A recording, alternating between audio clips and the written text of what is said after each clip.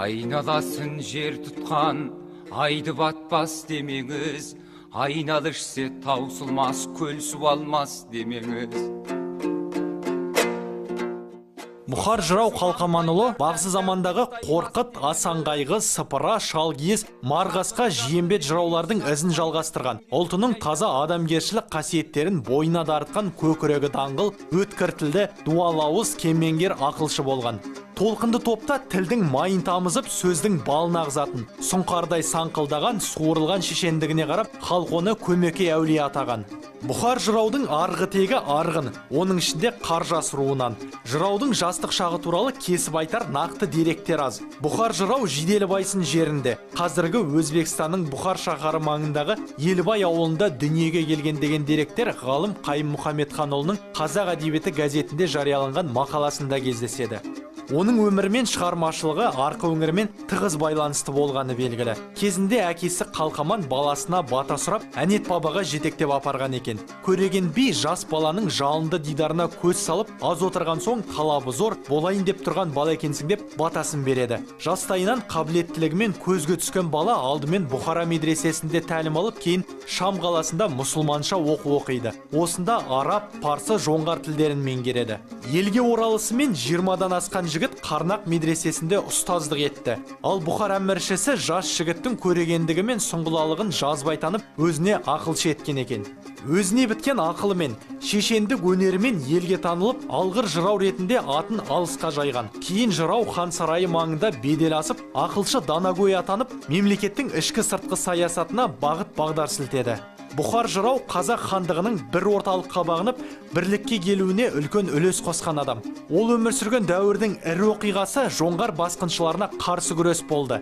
Қалмаққа қарсы ұрыс басталған шақтан аяғына дейінгі бар ауыртпалықты Бұхар жырау елімен бірге көтерді. Ақын бір ауызды ынтымағы күштел жағдайын құптайды. Сонда елдің ғана болашағы жарқын болатындығына сенім артқан. Ол халық арасында ерте кезден көзге түсіп, Тәуке ханның тұсында қабырғалы би атанған Төле, Қазбек, Әйтеке билермен бірлесіп жеті жарғыны жасауға қатысады. Әз Тәуке ханның билік құрған кезінде қазақ хандығының ең бір өркендеген, ел ішіндегі жағдайдың жақсарып, қой үстіне бозторғай жұмыртқалаған заман орнайды. Алайда хан өлімнен кейін тағы билік үшін күрес басталып, бұған ішін алған жырау Түркістаннан Баянауылдағы Далба тау жеріне қоныс аударады. Тәуке хан қазасынан кейін жекелеген сұлтандардың ықпалына бөлшектеніп кеткен жүздер жоңғарларға қарсы соғыста жеңіліске ұшырайды. Елді мекендер тоналып, жаудан қырғын көреді. Аман қалғандары қазақ даласының тау мен даласын кезіп бас сауғалап кеткен. Ауылын жаудан қорғаймын деген көптеген батырлардың қалың жауға қауқары келмей, қандары судай аққан. Пәтуасы бұзылған сұлтандар араздасып жүргенде қазақтың біраз жері жау қолында кетеді. Ел басына екі көзден қан кетіп жылаған зауал уақыт орнады. Аштық пен соғыстан халықтың 3/2 бөлігі қырылған сол кезең тарихта Ақтабан шұбырынды Алқакөл Сұлама деген атпен қалады. Ел басына күн туған қиын мезетте қазақ хандығының тағына әйгілі Абылай хан келді. Ерлігі мен өткір кесімділігінің арқасында билікке келген хан бірте-бірте ұлыстағы бар билікті уысына жинайды. Бұхар жырау Абылай ханның ең сенімді ақыл айтар кеңесшісі, бітімші би атанады. Халық Абылайдың дұрыс шешім, парасатты пайым қабылдауына, қос бүйірдегі екі алып мемлекеттің арасында оңтайлы саясат ұстануына, әскери дипломатиялық қарым-қатынастарды реттеу істерінде барынша зор ықпал жасаған Данагөй Бұхар болатын. Ол қалмақпен болған қанды қақтығыстарды, сол кездегі батырлардың ерлігін өз толғауларына арқау еткен. Жыраудың жырларындағы көп оқиғалардың мазмұны шындыққа саяды. Ол атаған батыр есімдерінің қайсы бірі болсын тарихи тұлғаға айналып, көбісінің есімі бізге танымал. Бұланты білеулі, Аңырақай шайқастарында ерлік көрсеткен Қабанбай, Бөгенбай, Олжабай батырлардың ұрыстары, Баян батырдың жауға шапқан ерлігі жыр жолдарына айналып, олардың атақ даңқтарын асқақтатқан. Қалмаққа қарсы күресті Малай Сары мен Жасыбай батырлардың даңқы ерте шыққан. Бұхар жырау оларды Абылайға жақын тартқан деседі.